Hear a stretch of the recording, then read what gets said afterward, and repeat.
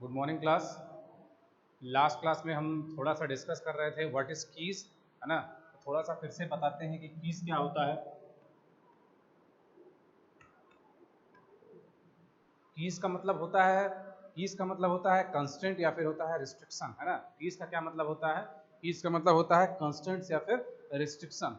तो इसका मतलब ये है कि अगर हम किसी एट्रीब्यूट पे कोई रिस्ट्रिक्शन लगा दें, अगर हम किसी एट्रीब्यूट पे कोई रूल लगा दें, तो वही एट्रीब्यूट कहलाता है कीड एट्रीब्यूट। क्या कहलाता है वो? कीड एट्रीब्यूट। अगर किसी एट्रीब्यूट पे अगर किसी एट्रीब्यूट पे हम कोई कंडीशन लगा दें, किसी एट्रीब्यूट पे हम कोई कंडीशन लगा दें, तो वो कहलाता है कीड एट्रीब्यूट। वो क्या कहलाता है? कीड एट्रीब्यूट। और उसी कॉन्सेप्ट को हम क्या बोलते हैं? की बोलते हैं। जो हम कंडीशन लगाते हैं, या फिर जो रूल लगाते हैं, उसी कॉन्सेप्ट को हम क्या बोलते हैं?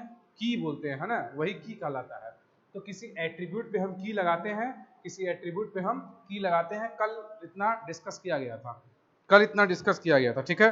तो आज के लेक्चर में हम बात करते हैं उसके आगे, कीज के आगे बात करते हैं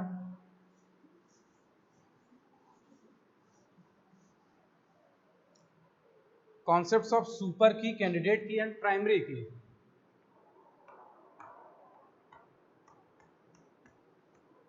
कॉन्सेप्ट्स ऑफ सुपर की,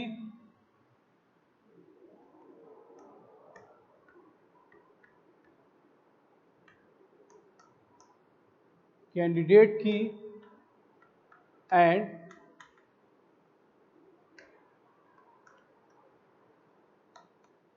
प्राइमरी की। कॉन्सेप्ट्स ऑफ सुपर की, कैंडिडेट की एंड प्राइमरी की। तो जनरली जो टेबल होता है, जनरली एक टेबल अगर है, मेरे पास एक टेबल है, टेबल को हम क्या बोलते हैं? टेबल को हम बोलते हैं रिलेशनल डेटाबेस। क्या बोलते हैं उसको? रिलेशनल डेटाबेस, है ना। तो जनरली अगर मेरे पास एक टेबल है, उस टेबल पे उस टेबल के कुछ एट्रीब्यूट्स होंगे, एट्रीब्यूट्स को क्या बोलते हैं हम? कॉलम्स, है ना। कॉलम्स को हम क्या बोलते हैं? एट्रीब्यूट्स बोलते हैं। उस टेबल के कुछ एट्रीब्यूट्स होंगे जिनको हम जो कॉलम्स होते हैं उनको हम एट्रीब्यूट्स बोलते हैं, ठीक। अगर उन एट्रीब्यूट्स पे हम कोई कंडीशन लगाते हैं, या कोई रूल लगाते हैं, ठीक है। तो वही कंडीशन या रूल क्या कहलाता है? की कहलाता है। क्या कहलाता है? की। तो जनरली जो भी एट्रीब्यूट होता है उस पे हम तीन टाइप का की यूज करते हैं। कौन कौन से? एक तो होता है सुपर की, एक क्या होता है? सुपर की। फिर उसके बाद है कैंडिडेट की, और फिर लास्ट में क्या है? प्राइमरी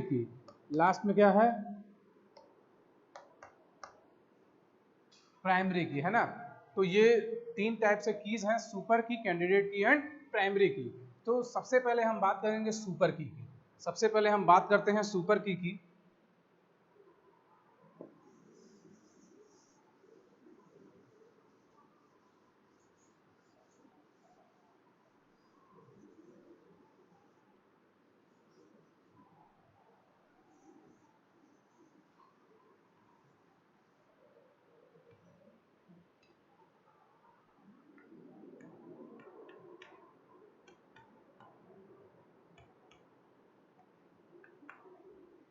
तो सबसे पहले हम सुपर की बात करेंगे। तो देखिए, ये जो तीनों है ये एक हायरार्की फॉलो करते हैं। ये जो तीनों हैं, चाहे वो सुपर की हो, चाहे वो कैंडिडेट की हो, और चाहे वो प्राइमरी की हो, ये तीनों एक हायरार्की फॉलो करते हैं। हायरार्की का क्या मतलब होता है?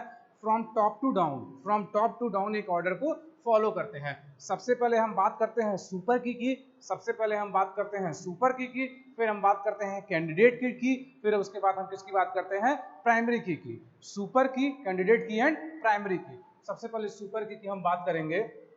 देखिए जब भी हम किसी एट्रीब्यूट पे कोई की लगाते हैं, जब भी हम किसी एट्रीब्यूट पे कोई की लगाते हैं तो इसका मतलब उस टेबल के यूनिकनेस को हम डिफाइन करते हैं।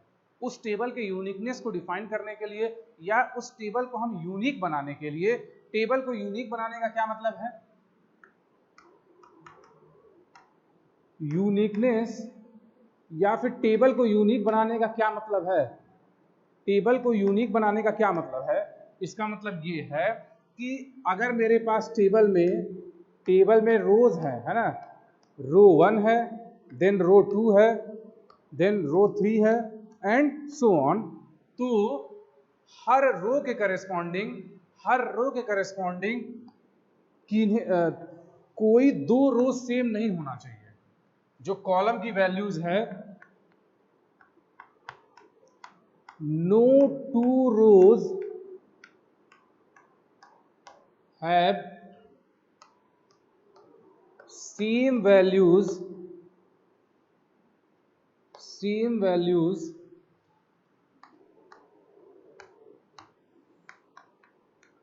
corresponding to all tables, tables नहीं columns, है ना। तो ये होता है टेबल का यूनिकनेस। क्या होता है ये? टेबल का यूनिकनेस। टेबल के यूनिकनेस का मतलब ये है, टेबल के यूनिकनेस का मतलब ये है कि ये फर्स्ट रो है, ये सेकंड रो है, ये थर्ड रो है, तो ऐसा नहीं होना चाहिए कि फर्स्ट रो की सारी वैल्यू और सेकंड रो की सारी वैल्यू सेम हो। अगर वो सेम होगा तो वो टेबल का यूनिकनेस कहाँ रह जाएगा भाई? मान लीजिए फर्स्ट रो में ये वैल्यूज हैं, है ना, फर्स्ट रो में ये वैल्यूज है 1 2 3 4 एंड 5। इसी तरह अगर हम सेकंड रो की बात करें उसमें 1 2 3 4 एंड 5, उसमें भी वैल्यूज सेम हो जाए, तो हम डिफरेंशिएट कैसे करेंगे? हम कैसे डिफरेंशिएट करेंगे कि ये रो 1 है, ये रो 2 है? हम कैसे डिफरेंशिएट करेंगे कि ये किसी एक का रिकॉर्ड है, ये किसी दूसरे का रिकॉर्ड है? ठीक, तो इसीलिए टेबल के यूनिकनेस को डिफाइन करने के लिए या फिर टेबल को यूनिक बनाने के लिए हम कीज का यूज करते हैं। टेबल को यूनिक बनाने के लिए, यूनिक बनाने का क्या मतलब है कि रोज के एक रो के सारी वैल्यूज को सेम न बनाने के लिए, मतलब सारी वैल्यूज जो है कम से कम एक वैल्यू उसमें डिफर करे, कम से कम एक वैल्यू डिफर करे। तो इसीलिए टेबल के यूनिकनेस को डिफाइन करने के लिए या टेबल को यूनिक बनाने के लिए हम यूज करते हैं कॉन्सेप्ट ऑफ कीज का। किसका यूज करते हैं? Concept of keys. की का क्या मतलब हो गया? किसी एक एट्रीब्यूट पे कोई कंडीशन या कोई रिस्ट्रिक्शन लगा दे। तो जनरली कीज जो हैं वो सबसे पहले हम सुपर की बात करते हैं, फिर हम बात करते हैं कैंडिडेट की, और फिर उसके बाद हम किसकी बात करते हैं? प्राइमरी की, फिर किसकी बात करते हैं? प्राइमरी की। तो सुपर की हम बात कर रहे हैं। देखिए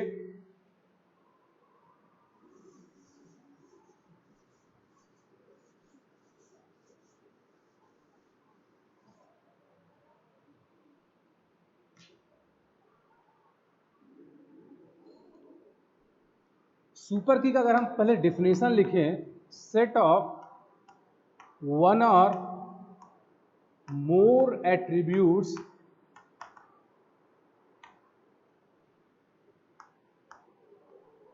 taken collectively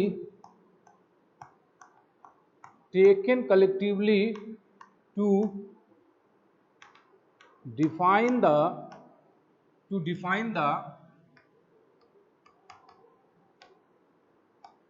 uniqueness of the table. Set of one or more attributes taken collectively to define the uniqueness of the table.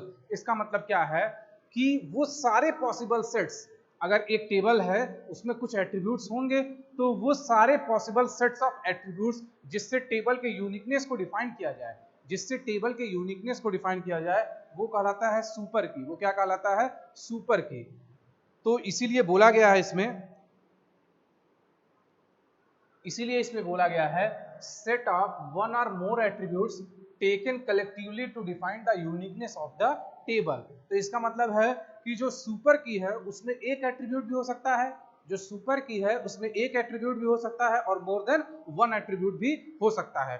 किस लिए हम सुपर की बना रहे हैं या किस लिए हम सुपर की का यूज कर रहे हैं, या कोई भी की का हम यूज क्यों करते हैं? क्योंकि जो दो रो है, अगर दो रो है, उन दो रोज की सारी वैल्यू सेम ना हो, उन दो रोज की सारी वैल्यू सेम ना हो, इसीलिए हम क्या यूज करते हैं, चाहे हम सुपर की, चाहे हम कैंडिडेट की, और चाहे की प्राइमरी की। तो इसीलिए बोला गया है set of one or more attributes taken collectively to define the uniqueness of the table. तो ये कॉन्सेप्ट है सुपर की का। ठीक, अब देखा जाए एक एग्जांपल इसका देखा जाए तब क्लियर होगा कि सुपर की होता क्या है या सुपर की हम कैसे यूज करते हैं।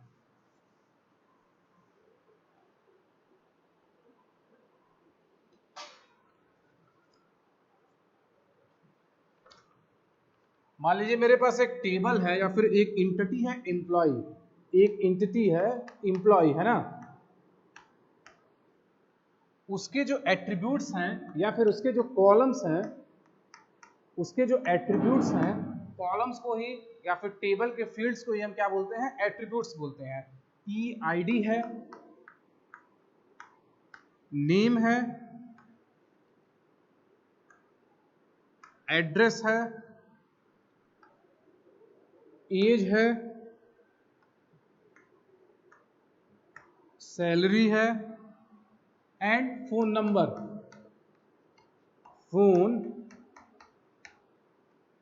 है ना। अब इसमें हम बात करें सुपर की, इसमें हम बात करें सुपर की सुपर की का क्या मतलब है, हमें वो एट्रीब्यूट सेलेक्ट करना, हमें वो एट्रीब्यूट सेलेक्ट करना जिसमें 100% श्योर है कि उसमें दो रो की वैल्यू सेम नहीं होगी, उसमें दो रो की वैल्यू सेम नहीं होगी, है ना।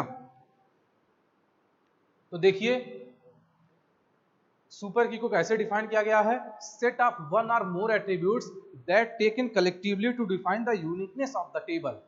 सेट ऑफ, इसका मतलब क्या है कि उस सेट में एक एट्रीब्यूट भी रह सकता है और मोर देन वन एट्रीब्यूट भी रह सकता है, उस सेट में वन एट्रीब्यूट भी रह सकता है और मोर देन वन एट्रीब्यूट भी रह सकता है। देखिए, अच्छा इसमें सुपर की कौन कौन से होंगे जिससे इस टेबल के यूनिकनेस को डिफाइन किया जाए। फिर से यूनिकनेस का क्या मतलब है कि दो रो की वैल्यू सेम नहीं हो। इसमें सबसे अच्छा जो सुपर की बनेगा वो एम्प्लॉय आईडी या ई आईडी बनेगा। ई आईडी बनेगा भाई, किसी भी एम्प्लॉय का जो आईडी होता है, किसी भी एम्प्लॉय का जो आईडी होता है वो हमेशा यूनिक होता है। ऐसे अगर स्टूडेंट्स की हम बात करें तो किसी भी स्टूडेंट का, कॉलेज में किसी भी स्टूडेंट का जो रोल नंबर होता है, वो क्या होता है, यूनिक होता है ना। तो क्या है, उसमें दो रोज की वैल्यू अगर हम ई आईडी ले लें तो इसका मतलब पहला ई आईडी का वैल्यू कुछ और होगा, दूसरे ई आईडी का वैल्यू कुछ और होगा, वो सेम नहीं होगा। तो ये हो गया आपका ई आईडी हो गया, है ना, ई आईडी हो गया, एक ये बन गया आपका। अब दूसरा देखा जाए, अगर हम नेम लें तो एक का नाम संतोष है, दूसरे का भी नाम संतोष हो गया, पता चला तीसरे का भी नाम संतोष हो गया, है ना। ये हो गया तीन, एक साथ तीन संतोष। तब क्या है, तब ये टेबल का यूनिकनेस कहाँ रह गया भाई, वैल्यू रिपीट कर रही है। ठीक, अब इसको लेके किसी दूसरे एट्रीब्यूट को लेके क्या हम बना सकते हैं क्या, इसको सुपर की, इसको भाई इसके साथ नेम के साथ अगर हम आईडी ले लें, तो जाहिर सी बात है आईडी क्या होगा, आईडी यूनिक होगा, तो वो क्या बन जाएगा, सुपर की बन जाएगा। तो ई आई डी कॉमा नेम, ठीक है। अब देखिए, अब अगर हम इसकी बात करें तो इसमें ये कह सकता है कोई कि भाई फोन नंबर भी तो यूनिक होता है, सबका फोन नंबर अलग होता है, ये 100% श्योर है कि अगर मेरा मोबाइल नंबर 1 है तो दूसरे का 2 होगा, तीसरे का 3 होगा, चौथे का 4, पांचवे का 5। ऐसा ये 100% श्योर है कि अगर मेरा मोबाइल नंबर 1 है तो किसी दूसरे का ही मोबाइल नंबर 1 नहीं होगा। ठीक, तो ये फोन नंबर भी है, तो ये पूछ सकता है कि भाई फोन नंबर भी तो यूनिक है। अब देखिए, फोन नंबर अगर हाँ यूनिक तो है, फोन नंबर यूनिक तो है, लेकिन इस टेबल को पहचान नहीं जा सकता। फोन नंबर, किसका फोन नंबर भाई, फोन नंबर की अगर हम बात करें, किसका बात करें फोन नंबर की, तो क्या है, इस टेबल की आइडेंटिटी नहीं हो रही है, तो इसीलिए फोन नंबर भी बनेगा सुपर की, फोन नंबर भी सुपर की बनेगा, लेकिन किसके साथ? नेम के साथ। नेम और फोन नंबर, भाई नेम सेम होगा लेकिन फोन नंबर अलग होगा, तो ये बन जाएगा name comma phone number, name comma phone number, ठीक है। तो ये आपके पॉसिबल यूनिक की हो सकते हैं।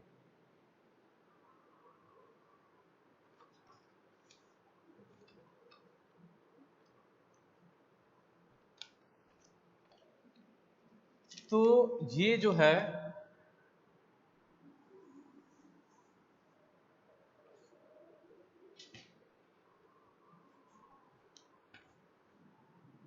ये क्या है?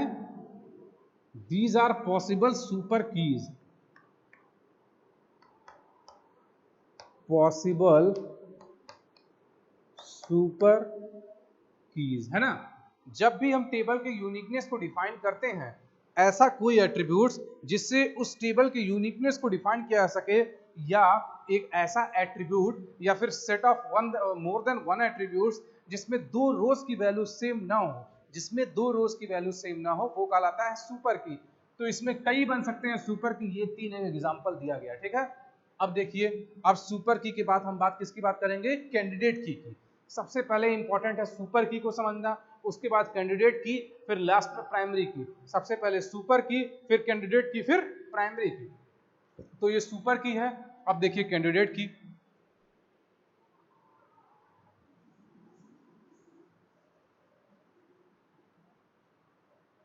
अब इसी में हम बात करें कैंडिडेट की, है ना। इस एग्जांपल को रहने देते हैं।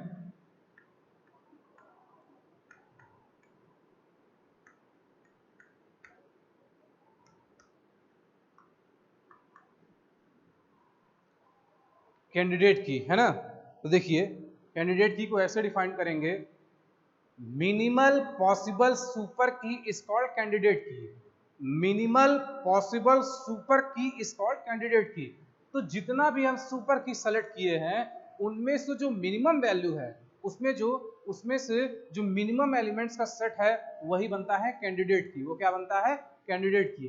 तो इसीलिए इसको लिखा जाता है कैंडिडेट की इज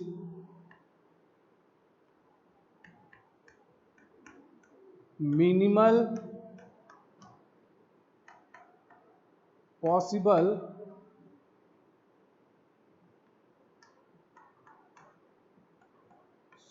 सुपर की is called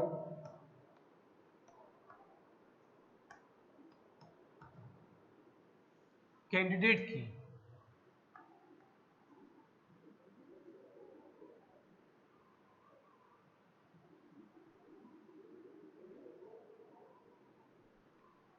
minimal possible super की इज कॉल्ड कैंडिडेट की। तो जो सबसे स्मॉलेस्ट पार्ट है सुपर की का, सुपर की का जो सबसे स्मॉलेस्ट पार्ट है, वो कहलाता है कैंडिडेट की। जो सुपर की का सबसे स्मॉलेस्ट पार्ट है, वो क्या कहलाएगा? कैंडिडेट की कहलाएगा। तो ये सुपर की है, ये जो सुपर की है, सबसे पहले ई आई डी, दूसरा ई आई डी एंड नेम, तीसरा नेम एंड फोन नंबर, ये सुपर की है। इसमें से जो सबसे मिनिमम वैल्यू होगा, जो सबसे मिनिमम एलिमेंट का सुपर की होगा, वही कहलाएगा कैंडिडेट की। तो इसमें सबसे मिनिमम वैल्यू का सुपर की कौन सा है? इसमें से मिनिमम वैल्यू का सुपर की कौन सा है? ये है ई आई डी। इसमें कितने एलिमेंट्स हैं? इसमें केवल 1 एलिमेंट है। इसमें कितने एलिमेंट हैं? 2 एलिमेंट है। इसमें कितने एलिमेंट हैं? 2 एलिमेंट है, ठीक। तो सबसे मिनिमम वैल्यू कितनी हो गई? 1 हो गई। तो इसीलिए इसको क्या बोलेंगे? मिनिमल सुपर की है, और यही सुपर की क्या बन जाता है?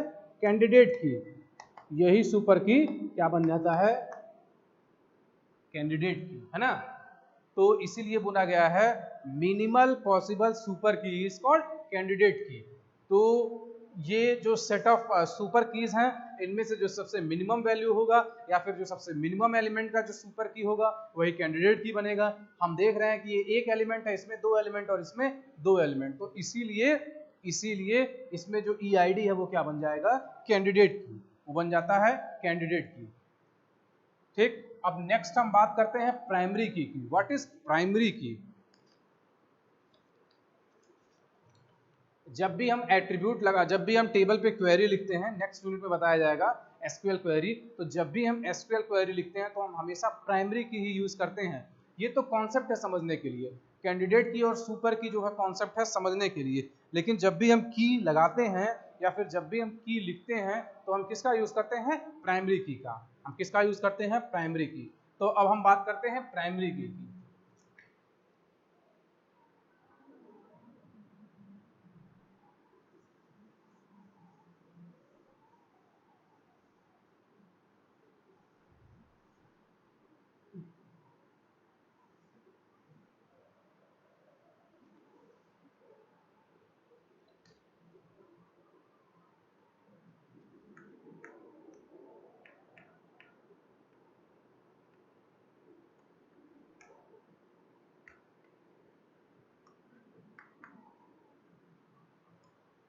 प्राइमरी की है ना, एक ऐसा एट्रीब्यूट जो यूनिक, एक ऐसा एट्रीब्यूट जिसकी वैल्यू कभी चेंज ना हो या फिर बहुत रेयर चेंज हो, जिसकी वैल्यू कभी चेंज ना हो या फिर बहुत ही रेयरली चेंज हो, और जिसकी वैल्यू कभी नल ना हो, जिसकी वैल्यू कभी नल ना हो, तो वो क्या कहलाता है? वो कहलाता है प्राइमरी की। वो क्या कहलाता है? प्राइमरी की। जनरली जो कैंडिडेट की होता है, जो कैंडिडेट की होता है उसी को हम प्राइमरी की मान लेते हैं। एक ऐसा एट्रीब्यूट जिसकी वैल्यू कभी चेंज ना हो या फिर रेयरली चेंज हो, वो कहलाता है प्राइमरी की, और उसकी वैल्यू कभी नल नहीं हो सकता, कभी नल नहीं हो सकता। अच्छा, इसमें से देखिए, अगर हम इस एट्रीब्यूट्स की बात करें तो मेरे पास एक ईआईडी एट्रीब्यूट है, दूसरा है नेम, तीसरा है एड्रेस, चौथा है एज, पांचवा है सैलरी और छठा क्या है? फोन नंबर, है ना।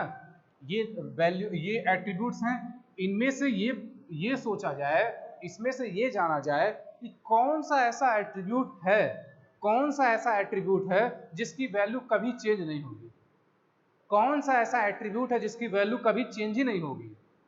भाई कौन सा ऐसा फील्ड है, या फिर मेरा, अगर मेरा ये डिटेल है, मेरा ये डिटेल है, तो कौन सा ऐसा डिटेल है जो कभी चेंज नहीं होगा, जो कभी चेंज नहीं होगा। तो क्या ये ईआईडी दिख रहा है?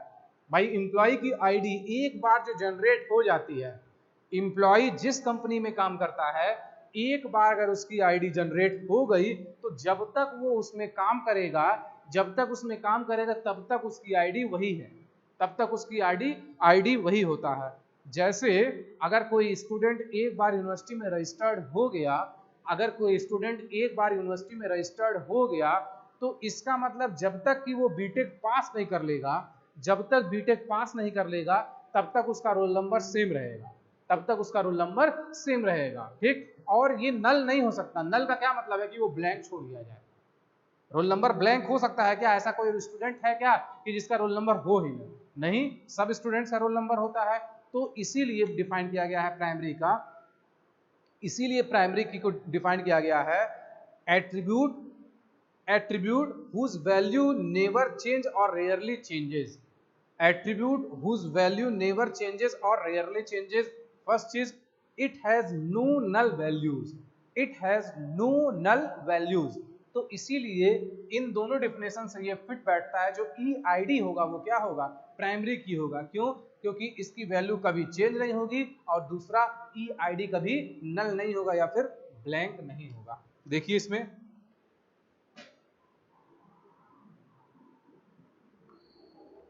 it do not change over time, time के साथ चेंज नहीं होता है। No null values, no null values, है ना। ये होता है प्राइमरी की का property, primary key property.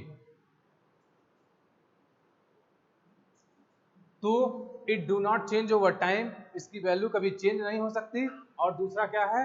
No null values, दूसरा क्या है? नो नल वैल्यूज, इसकी वैल्यू कभी नल नहीं हो सकता, ठीक है। तो ये हो गया आपका प्राइमरी की। अब एक कॉन्सेप्ट और है,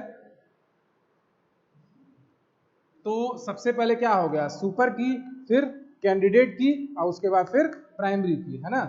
सब हम इसमें बात किसकी करते हैं, जब भी हम एट्रीब्यूट पे की लगाते हैं तो प्राइमरी की।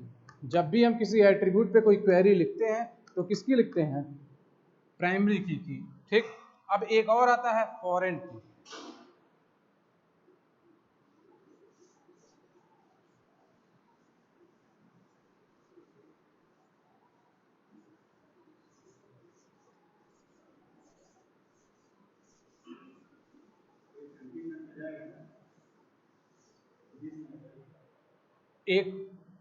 एक और आता है फॉरेन की।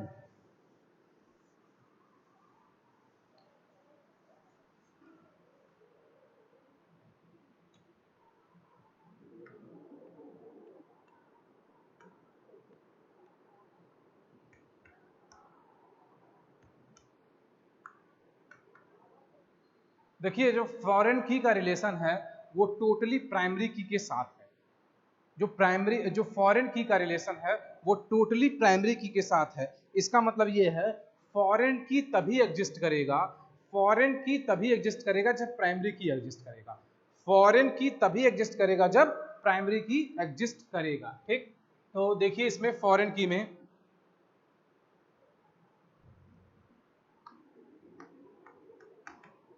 it is a copy of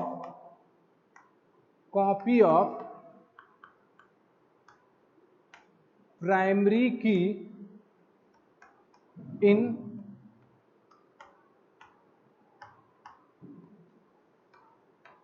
another table। Foreign key क्या होता है, it is a copy of primary key in another table. It is a copy of primary key in another table. क्या मतलब है इसका, इसका मतलब ये है कि अगर मेरे पास एक टेबल है, देखिए एग्जांपल, अगर मेरे पास एक टेबल है एम्प्लॉय, है ना, उसके जो फील्ड्स हैं, या जो उसके एट्रीब्यूट्स हैं वो है आपके employ ID, name and address, sorry employ ID, name and salary, ये है। ठीक। Employ ID, name and salary. अच्छा इसमें अगर हम बात करें कि प्राइमरी की कौन सा होगा या प्राइमरी कीड एट्रीब्यूट कौन सा होगा, वो एट्रीब्यूट जिसकी वैल्यू कभी चेंज ना हो, जिससे टेबल की यूनिकनेस को डिफाइन कर दें, वो कहलाएगा प्राइमरी की। तो एम्प्लॉय आईडी क्या हो गया, प्राइमरी की हो गया। तो यहां हम लिखते हैं प्राइमरी की क्या है, एम्प्लॉय आईडी है, प्राइमरी की एम्प्लॉय आईडी है ना। फिर एक दूसरा टेबल है। अच्छा अब हम चाह रहे हैं कि एक कोई अनदर टेबल बनाए, उसमें हम हर आईडी के करेस्पॉन्डिंग उसका एड्रेस स्टोर करें, हर आईडी के करेस्पॉन्डिंग उसका एड्रेस स्टोर करें।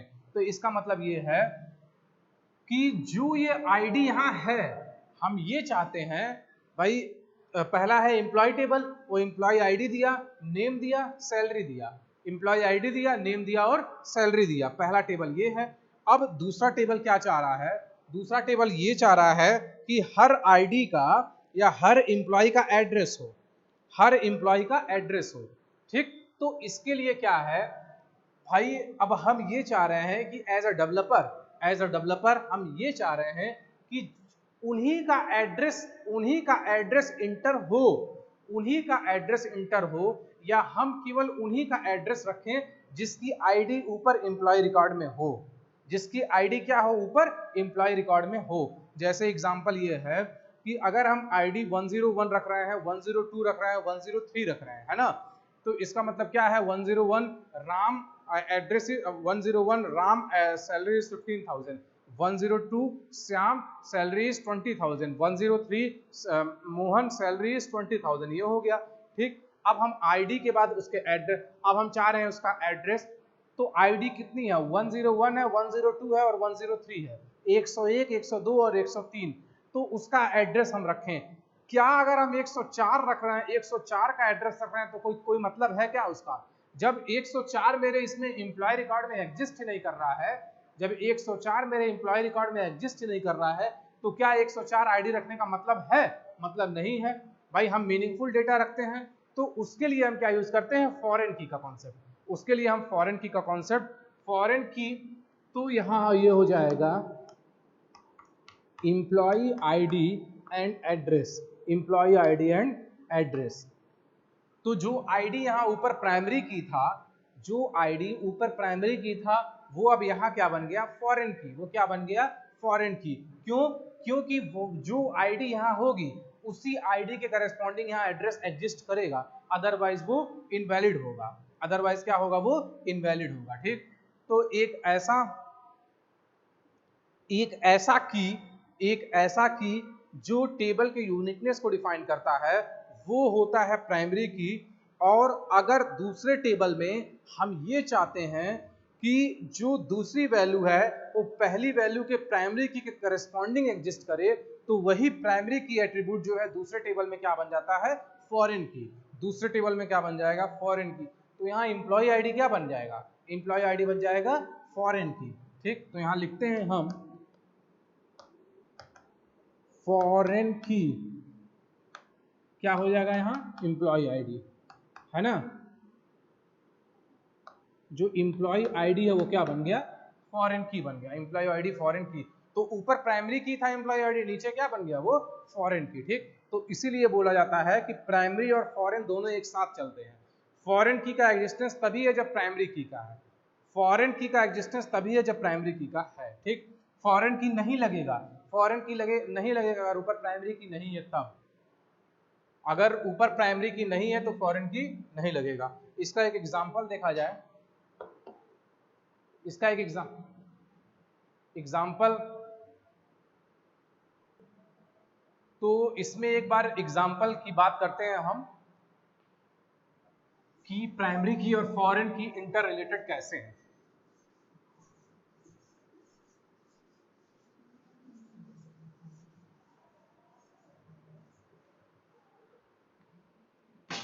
एक टेबल हम बनाते हैं एम्प्लॉय, ठीक, उसके जो एट्रीब्यूट्स हैं वो है employ ID, name, salary. Employ ID, name and salary.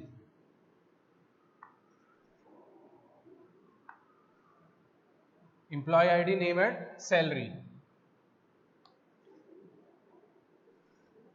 101 Ram, salary is 10,000। फिर 102 श्याम, सैलरी इज 12,000। फिर 103 मोहन, सैलरी इज 15,000, है ना। इसमें से प्राइमरी की एट्रीब्यूट कौन सा होगा? प्राइमरी की एट्रीब्यूट एम्प्लॉय आईडी होगा। क्यों? क्योंकि वो यूनिक है, कभी चेंज नहीं होता। तो ये जो है ये क्या हो जाएगा? ये प्राइमरी की। ठीक, फिर एक दूसरा टेबल बनाते हैं हम, एम्प्लॉय रिकॉर्ड। दूसरा टेबल हम बनाते हैं एम्प्लॉय एड्रेस, रखते हैं उसको।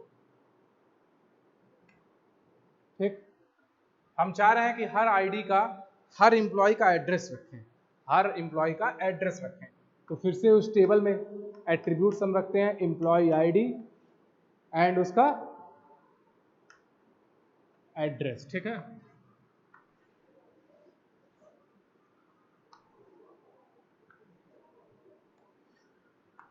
वन 101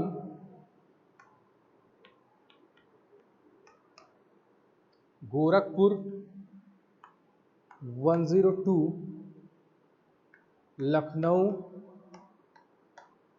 ये हो गया। अच्छा, अगर हम यहाँ 104 रख रहे हैं, यहाँ 104 रख रहे हैं, तो यहाँ 104 रख रहे हैं, तो ये क्या है? 103 है। तो क्या यहाँ 104 का एग्जिस्टेंस होना चाहिए क्या? भाई मेरे पास केवल यही कर्मचारी हैं, मेरे पास यही कर्मचारी हैं, 101, 102 और 103, 101, 102 और 103। हमें किनके एड्रेस रखने का मतलब है? हमें किसका एड्रेस रखने का मतलब है, 101 का, 102 का और 103 का। 104 का एड्रेस रखने का मतलब है क्या, जब 104 मेरे में एम्प्लॉय ही नहीं है, जब 104 नंबर का एम्प्लॉय ही मेरे में नहीं है, तो हम उसका एड्रेस क्यों रखेंगे, हम उसका एड्रेस क्यों रखेंगे। तो इसीलिए यहाँ क्या होगा, 104 अगर हम रखते हैं, 104 रखते हैं और मान लीजिए इसको हम रखते हैं कानपुर, इसको हम रखते हैं कानपुर, तो ये गलत है, ये गलत है। क्यों गलत है, क्योंकि ये गलत है, क्यों गलत है, क्योंकि ID 104 not exist in employ table, in employ table. जो 104 है ये यहां नहीं है, यहां नहीं है इस टेबल में। भाई 101, 102, 103, 104 नहीं है तो उसका एड्रेस हमें रखने की क्या जरूरत है, उसका एड्रेस हम नहीं रखेंगे। तो इसी चीज को डिफर ना करे तो इसीलिए हम क्या यूज करते हैं, प्राइमरी फॉरेन की का। ठीक, तो जब हम यहाँ फॉरेन की लगा देंगे, जब यहाँ फॉरेन की लगा देंगे तो वो 104 लेगा ही नहीं, 104 पे एरर बता देगा। ठीक है, वो लिखेगा inter a valid ID, inter a valid ID, इसका मतलब क्या है कि जो प्राइमरी की में आईडी है उसी को यहाँ रखा जाए। तो इसको हम क्या लिख देंगे, 103, क्या लिख देंगे, अब सही है 103, यहाँ भी है 103, उसका एड्रेस हमें चाहिए। ठीक है, अब ये एरर नहीं बताएगा, अब जब हम इसको क्वेरी चलाएंगे तब ये एरर नहीं बताएगा। ठीक, तो इसीलिए बोला जाता है ये जो आईडी है ये यहाँ क्या बन जाएगा, इस टेबल में फॉरेन की, इस टेबल में क्या बन जाएगा, वो फॉरेन की है ना। तो इसीलिए बोला जाता है फॉरेन की is a copy of primary key in another table, foreign की is a copy of primary key in another table. ये डिस्क्रिप्शन समझाने के लिए लिखा दिया गया था, अब इसको डिलीट कर दिया जा रहा है या रफ कर दिया जा रहा है। तो ये है आपका primary key and foreign key. This is the attribute for primary key and this is the attribute for foreign key. दोनों का नाम सेम होना चाहिए।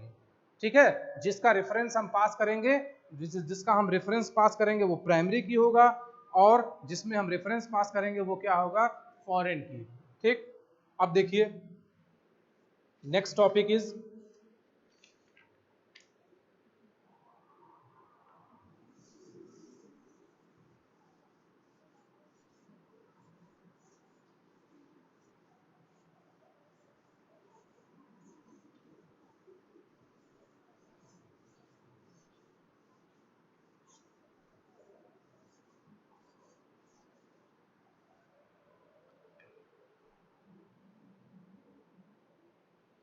reduction of an ER diagram to tables.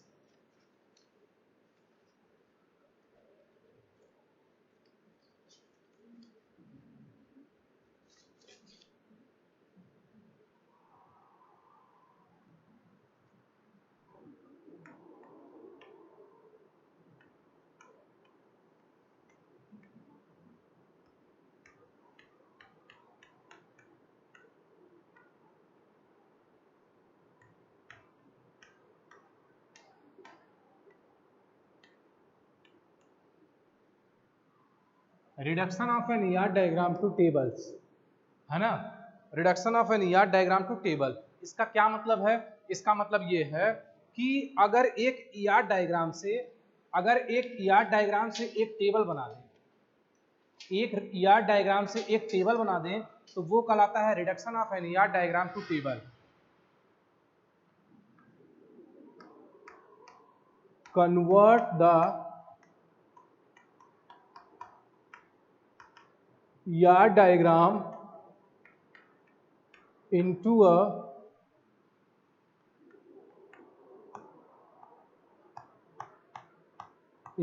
relational table. Convert the ER diagram into a relational table.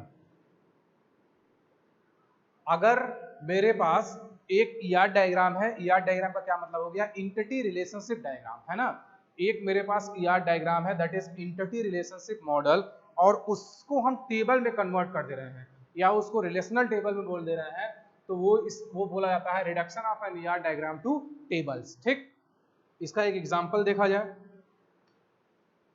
इसका एक example देखा जाए। इसका एक एग्जांपल,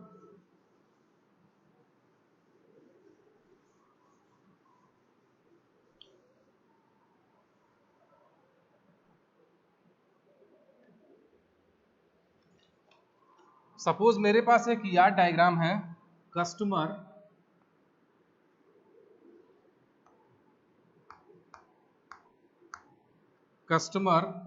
जिसके पास है उसकी आईडी, कस्टमर की आईडी, उसका नेम और एड्रेस, नेम एंड एड्रेस, है ना, ये एक कस्टमर है। फिर उसके बाद एक यार्ड डायग्राम, एक और एंटिटी है अकाउंट, उसका account number and balance, account number and balance, है ना। ये दोनों क्या है, आपस में डिपॉजिटर रिलेशनशिप से इंटरकनेक्टेड है, डिपॉजिटर। ये यार्ड डायग्राम पहले बताया गया है। अब इसी का हम टेबल बना दें, तो वो क्या कहलाएगा, reduction of an ER diagram to table. भाई इसी का हम टेबल बना दें, ठीक। तो सबसे पहला टेबल होगा, उसका क्या नाम होगा, इसमें दो टेबल्स बनेंगे, कौन कौन से, एक है आपका कस्टमर और दूसरा क्या है, अकाउंट। एक कस्टमर और दूसरा क्या है, अकाउंट। तो इसमें दो टेबल्स बनेंगे, एक होता है कस्टमर और दूसरा क्या है, अकाउंट। तो सबसे पहला टेबल हम बनाएं कस्टमर का, ठीक।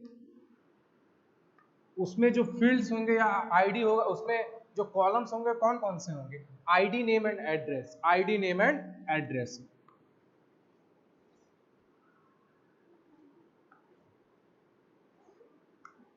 आईडी नेम एंड एड्रेस, ठीक। ID is 101, 102,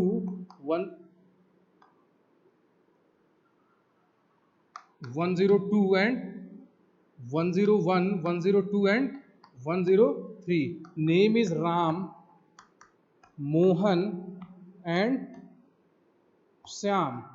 Address is Gorakhpur, Lucknow, next is Kanpur, ठीक है। ये हो गया। उसके बाद आपका है अकाउंट, उसके बाद क्या है, एक टेबल है अकाउंट, ठीक है। कस्टमर, दूसरा इज अकाउंट।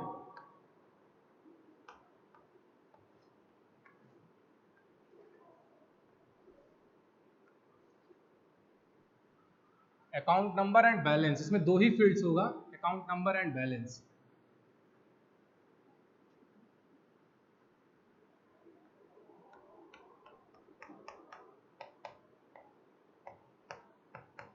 ये होगा। अकाउंट नंबर में हम कुछ भी रख सकते हैं, 3086, 3087, 3088, ये रख सकते हैं। बैलेंस 1000, 1200,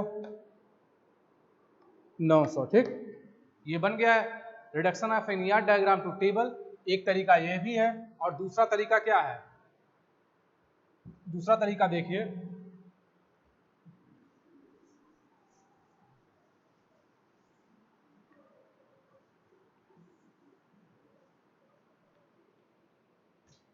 मेरे पास ये एक यार्ड डायग्राम है, एक यार्ड डायग्राम है customer and account.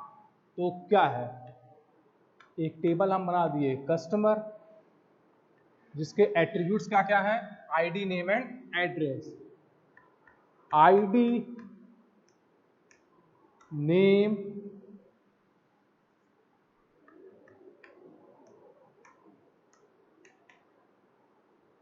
And address, ये हो गया, ठीक। फिर दूसरा टेबल बनेगा, क्या बनेगा, अकाउंट का बनेगा, account number and balance. Account, इसका क्या क्या है, एट्रीब्यूट्स क्या क्या है, अकाउंट नंबर कॉमा बैलेंस, ठीक। तो ये दो टेबल्स हैं, एक है कस्टमर और दूसरा क्या है account. First is customer and second one is account. तो ये एक यार्ड डायग्राम था, ये एक यार्ड डायग्राम था और ये क्या बन गया टेबल। टेबल के रिकॉर्ड्स कहाँ है, कस्टमर का रिकॉर्ड ये है, अकाउंट का रिकॉर्ड ये है। कस्टमर का रिकॉर्ड ये है और अकाउंट का रिकॉर्ड ये है। ठीक है, तो कस्टमर भाई ये दो एंटिटीज थे, दो एंटिटीज के बीच में टेबल बना, इसको बोलते हैं reduction of an ER diagram to tables. Reduction of an ER diagrams to table. अब इसके आगे नेक्स्ट क्लास में पढ़ाया जाएगा। Thank you.